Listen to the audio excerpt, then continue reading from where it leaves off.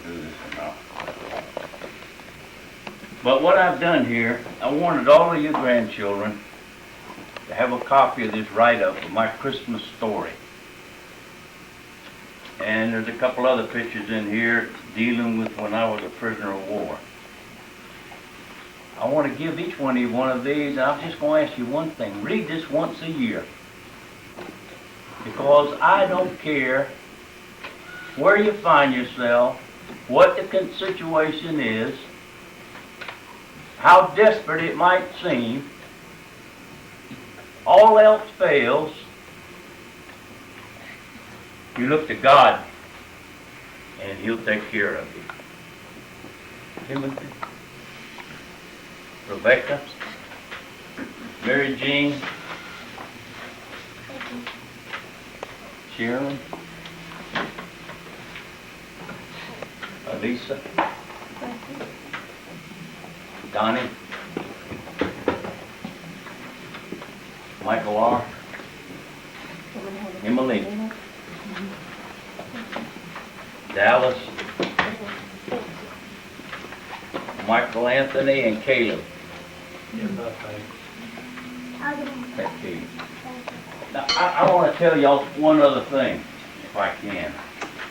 Stop breaking down. This picture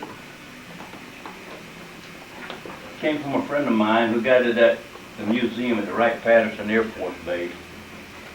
And this is an after bombing raid that was made in Deep Slim Bird bombing of 23rd December of 44. I'm in one of them boxcars. Me and my prisoner of war buddies survived in one of them boxcars. And I guess I've told this story many times, but I don't know if I told it to all the grandkids. But you need to know it. Because when we was in these boxcars, during the first wave of bombers that came over, first wave of bombers in these multiple wave air raids back in World War II, the commander of the raid and the best bombardiers were here. And their job was to locate the target area, drop their bombs, and drop zone parachute markers. You got the picture? But once the target is blown up down there, or if cloud formations or anything come in, the second and the third wave of bombers, their job is to get between those drop zone markers and let their bombs go. Now, during that first wave of bombers is when we were so terrified that we didn't see any way how we were going to survive. And that's when we call upon the Lord to take care of us. When this young man stood up in the boxcar and read the 23rd Psalm, and as he read it, as God is my witness, it seemed like suddenly we were in the presence of the most awesome power that you can imagine. I felt like a maggot in a pile of dung. That's how insignificant I felt. But at the same instant, I felt a security that I have never felt before. And I'll tell you, it still clings with me today. Somehow, in that instant, God smiled upon us and answered our prayer. For many years, I felt like that when that happened, we were kind of encapsulated and isolated from everything that was going around about us. The bombing, everything was still going on, but it didn't seem like it was affecting us. And for years, I remembered it as, well, God has isolated us somehow from what else is going on out there, because we were no longer terrified. We were no longer being rocked and rolled and blown around from the bombs being in close to us. Now, 40-some years later, and prisoner of war friend of mine made one of these return to the scene visits. And he wound up in this Limburg. And the lady in the hotel where he stayed found out that he was in one of these boxcars during the raid. And she said, hey, you might be interested in getting a copy of the write-up that was in the paper a couple weeks ago about the 40th anniversary of this raid. And he said, I sure would. So she scrounged around and got him a copy of that newspaper, and she translated it for him. And listen, people, the German newspaper report on this raid said this: the American bombers flew over the railroad complex and dropped their first load of bombs and heavily damaged the complex. But as the second wave approached, the storm clouds formed and the wind began to blow, and they blew the drop zone markers away from one side of that railroad complex out over on the other side, out over the adjacent city. And when the second and the third wave of bombers dropped their bombs, about 25% of them fell on the city. I don't like that. I don't like to think that I was the cause, or we were the cause of Germans getting killed. It was war. God has a way of accomplishing His purposes, and we can't understand them. But He made the wind blow and moved those drop zone markers away and spared us for some reason.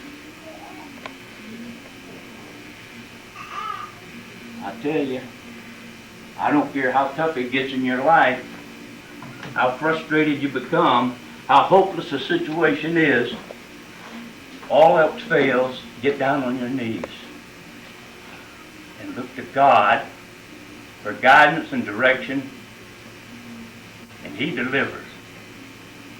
You may not understand it at the time, and I didn't totally understand it, but listen, a year ago, went to a deacon's retreat.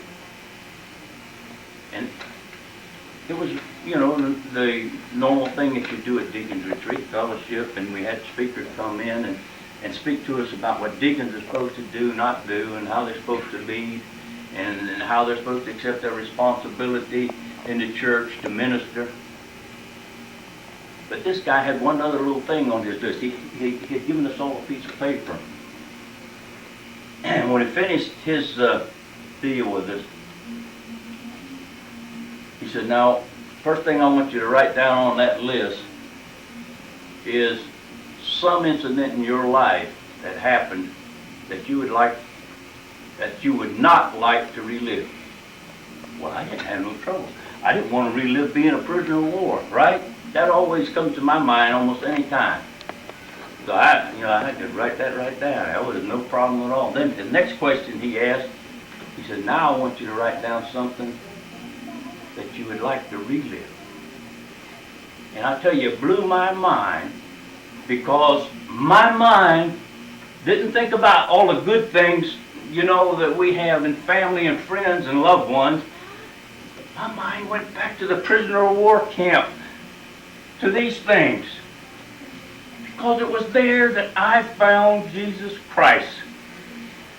Maybe I'd have found Him someplace else. But God chose to put me there to get my attention so that I could proclaim Him as my Savior. And it's weird. You can't understand it, but I thank God for it. Someday maybe I'll understand why He did what He did. But it's really not that important to me anymore. I used to think, well, I would like for things to happen this way or that way or that way. But when you pray for God's action in your life, be prepared for the unexpected. And thank Him every day for the good things and the bad things, because if you're His child, He is moving you towards being a better child. And he has to get your attention somehow. It's like the old story about the farmer that had the mule, that he never could get him to do what he wanted to do until he hit him with his fist right between the eyes. And the guy standing next to him said, "Why did you do that?" He said, "Because I have to get his attention. Now we know that we're going out to the field to work in the farm." And that's the way with a lot of us. We fool around. We don't get serious with God's business. We don't tend to the things that are important to Him and then to us as His children. He has to hit us between the eyes. When He does, pay attention, be a good student, and thank God that He loved you enough to hit you between the eyes. That's all I have to say, people. Just read that little story once a year. Or if you get in trouble, read it then. Because I'm telling you, all else fails. God will take care of your problems. We don't have any problem here on the earth that He can't solve. He won't solve it the way we think it ought to be. But when we look back, we'll thank God that He did it the way He did it. I love you all.